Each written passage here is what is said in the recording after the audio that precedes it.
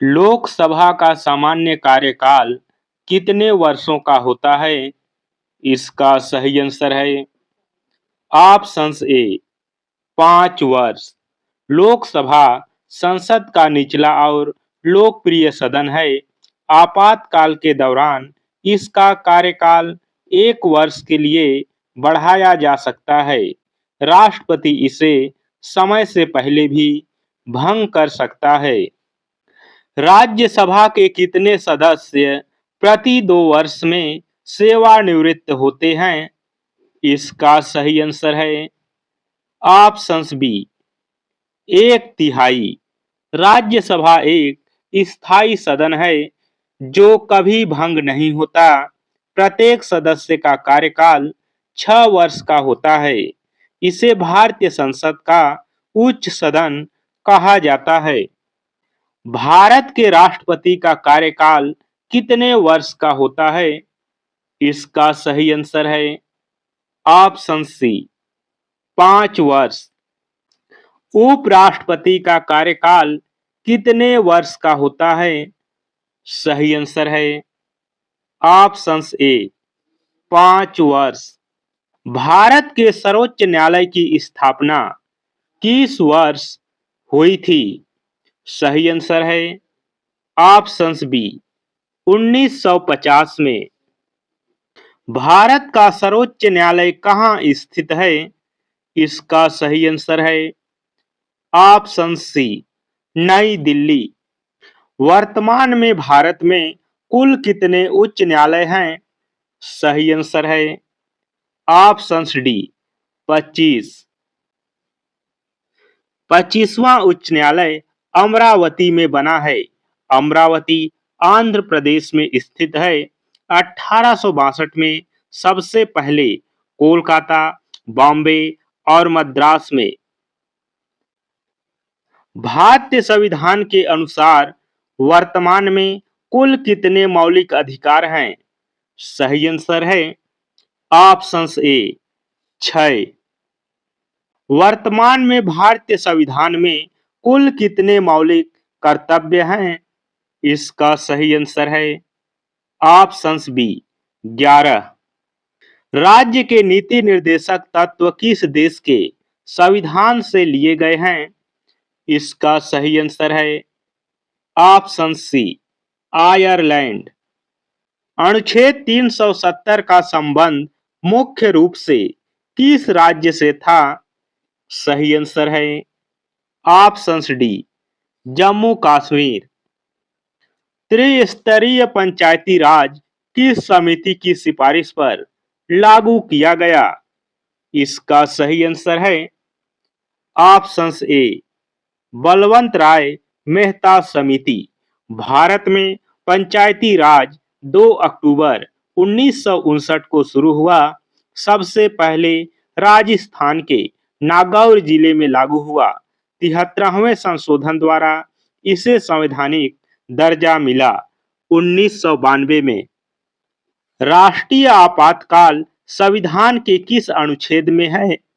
इसका सही आंसर है ऑप्शंस बी अनुच्छेद 352।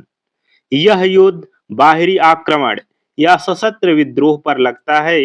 भारत में अब तक 3 बार राष्ट्रीय आपातकाल लगा है। इसे राष्ट्रपति द्वारा घोषित किया जाता है। राज्यों में राष्ट्रपति शासन किस अनुच्छेद के अंतर्गत लगाया जाता है? सही आंसर है ऑप्शन सी 356। वित्त आयोग का गठन किस अनुच्छेद के तहत किया जाता है? सही आंसर है ऑप्शंस डी अनुच्छेद 280। इसका गठन हर 5 वर्ष में राष्ट्रपति द्वारा किया जाता है। यह केंद्र और राज्यों के बीच राजस्व बंटवारे की सलाह देता है। प्रथम वित्त आयोग के अध्यक्ष के.सी. नियोगी थे। सीएजी का उल्लेख संविधान के किस अनुच्छेद में किया गया है? दोस्तों, सीएजी का फुल फॉर्म कमेंट बॉक्स में दीजिएगा। इसका सही आंसर है ऑप्शंस ए अनुच्छेद 148। भारत के प्रथम मुख्य चुनाव आयुक्त कौन थे?